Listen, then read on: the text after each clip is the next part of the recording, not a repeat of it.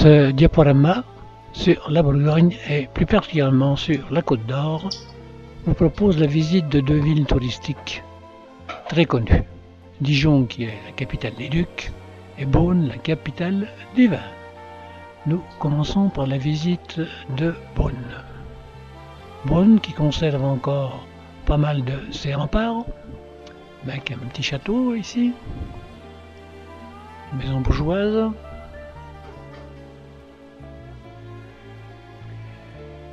et la porte fortifiée qui donne accès au centre-ville.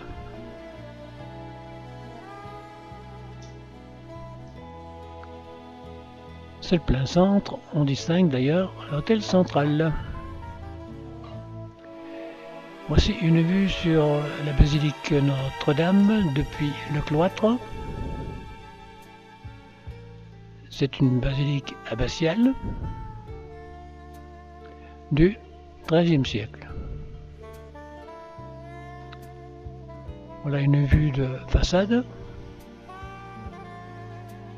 entière, très belle d'ailleurs. L'intérieur,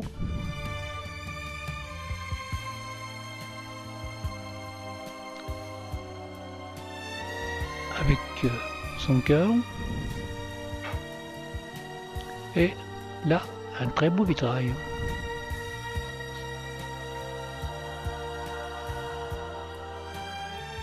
Le chevet et le clocher Notre-Dame, vu derrière bien sûr, et vers la porte caractéristique architecturale bourguignonne. Voici maintenant le palier d'église qui donne accès au cloître. Que voici avec ses colonnes. Changeons de quartier et nous nous présentons à l'entrée des hospices de Beaune. Ces hospices de Beaune, célèbres dans la France entière, ont été construites par le chancelier Rolin, qui était sous Philippe le Hardi, deuxième duc de Bourgogne. Voici cette architecture unique en son genre, avec son balcon, séché ainsi, le tout avec une décoration en tuiles de Bourgogne colorées, avec des motifs de trapèzes, de rectangles, de carrés, ainsi de suite, superbe. Les colonnettes du rez-de-chaussée,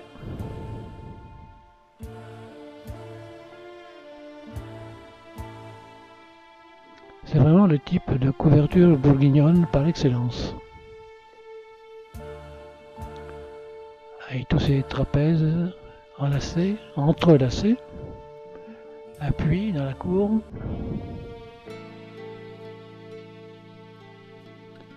Ici une vue plus près sur une tour,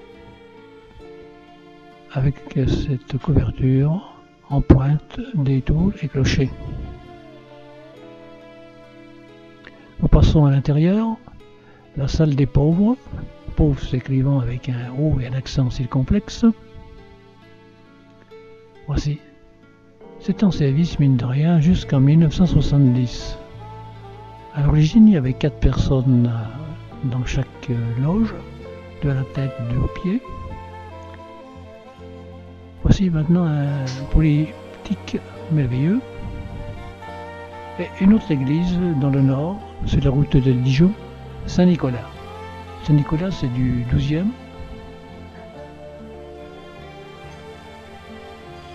Et une maison ancienne, avec sa toiture caractéristique. Ici, c'est des V. Toujours la couverture bourguignonne. Et on arrive vers l'hôtel de ville, qui, bizarrement, a une toiture classique. Une maison tout près d'ailleurs de l'hôtel de ville, style Renaissance, et une maison bourgeoise à l'angle de 2 rues. Aussi dans le centre, un petit repos. Nous sommes sur la place centrale, tout près de l'auberge bourguignonne. C'est maintenant aussi une des classiques de Beaune, la maison du Colombier, avec sa tour à 6 pans et son colombage.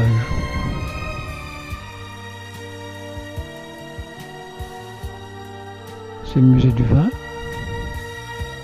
toujours avec des colombages et balcons type bourguignon, bien sûr.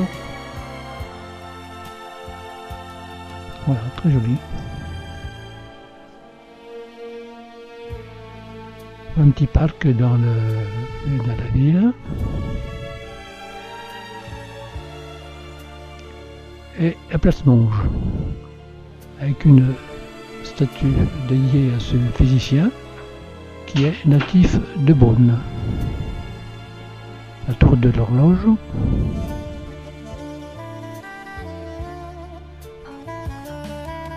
Et une toiture bourguignonne derrière un jardin de buis. Sur les remparts, une tour d'enceinte et une chapelle.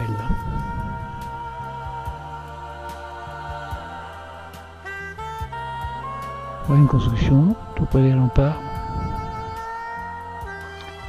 Et le square de l'hôtel de ville à la nuit tombante. Les environs de Beaune, vous en doutez, c'est cela. Et l'automne, c'est magnifique. Quittons Beaune pour rejoindre la capitale des Ducs, Dijon.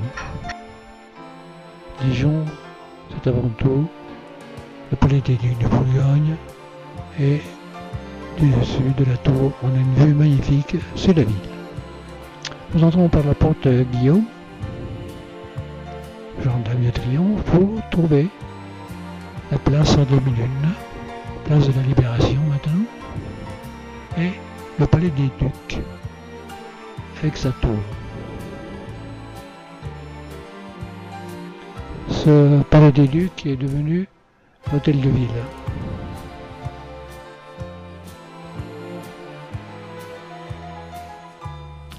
Jolie comme architecture, colonne.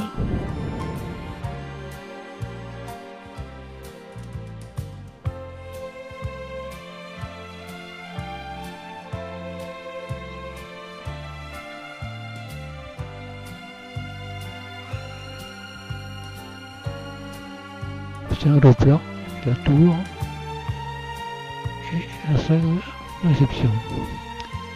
Ici, c'est la tour de bar, construite aussi sous Philippe Verdi.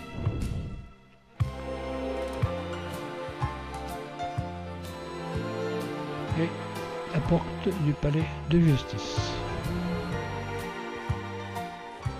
Revenons sur la place de la Libération.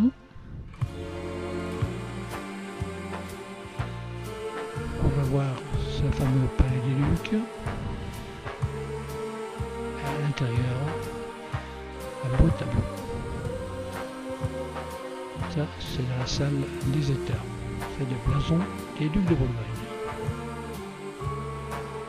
Changeons de coin.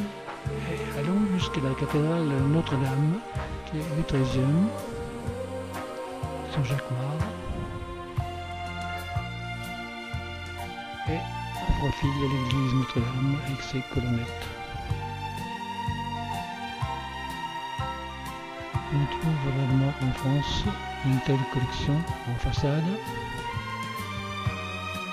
avec ses statues au pied et à la tête de chaque colonnette. Voilà la belle cathédrale de Dijon. L'intérieur de Notre-Dame avec une belle tapisserie.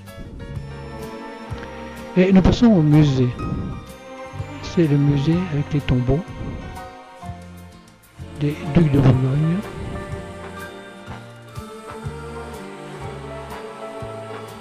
Ici le tombeau de Philippe Verdi. Et un gros plan.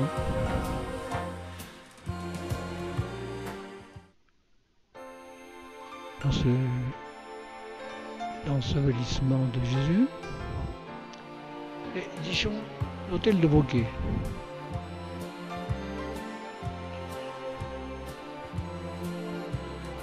16e je crois. Voici l'extérieur. Et maintenant l'intérieur.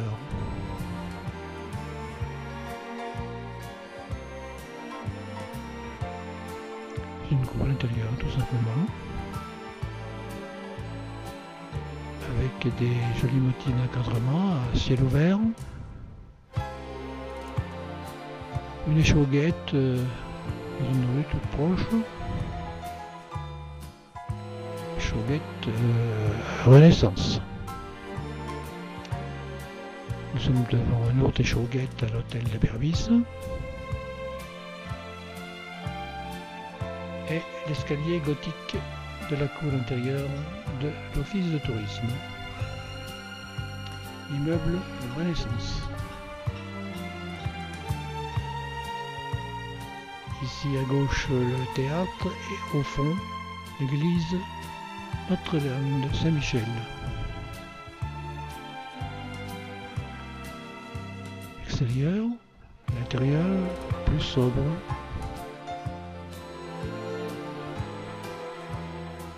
Et les halles tout proches. Avec l'animation sur la place par des marchés journaliers. Nous sommes place François Rude. Une petite gloriette sur la place Darcy.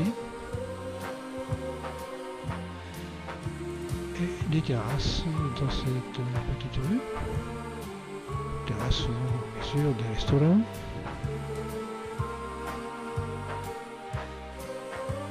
En revenons sur la place François Rude.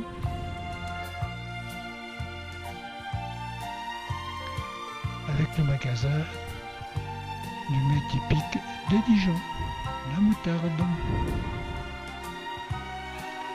La rue du Bourg, une des rues les plus commerçantes, avec au fond la rue des Forges, que l'on voit ici en perspective, très animée. L'architecture de la rue des Forges est une des plus belles de France, Renaissance. C'est une rue magnifique. Ici l'hôtel Aubriot.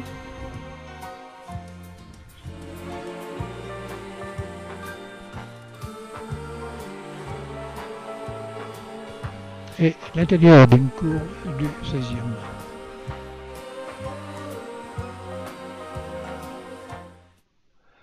Toujours dans la rue des Forges, la maison Michelin. Et les façades où apparaissent des colombages. Un peu plus loin, la maison des Cariatides avec ses belles sculptures. Et une maison, toujours dans les Forges, un immeuble Renaissance,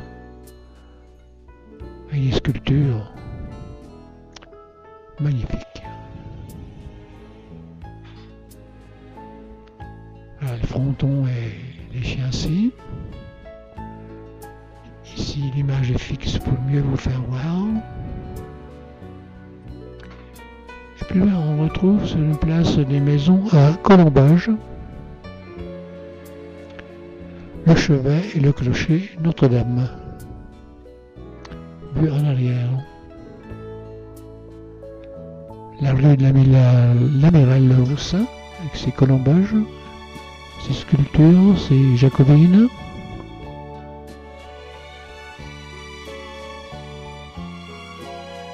Ah, le beau encadrement, hein. Une fenêtre, toujours du 15e bien sûr, et une des rues du centre historique. C'est la rue de Verrier d'ailleurs, je crois. Oui, c'est Verrier. C'est la rue où il y a le plus de colombages.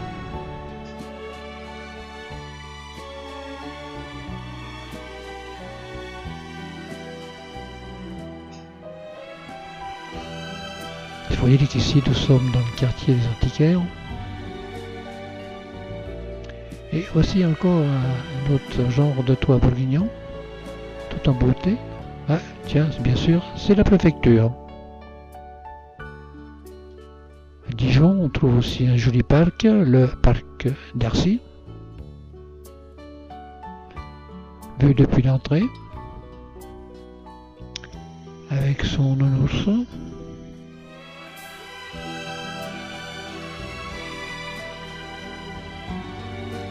Voici encore une rue très architecturée.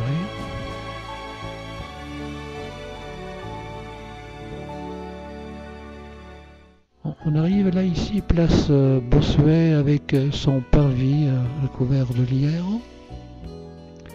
Et la cathédrale Sainte-Bénigne, très connue aussi dans cette capitale bourguignonne. Le cloître de Sainte-Bénigne.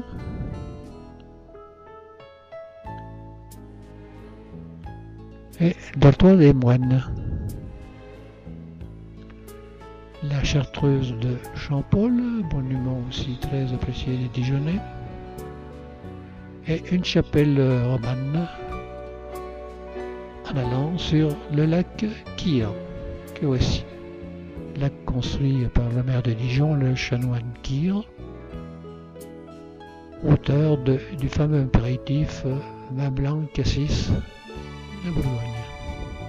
Voilà, notre visite de Dijon se termine par cette vue générale.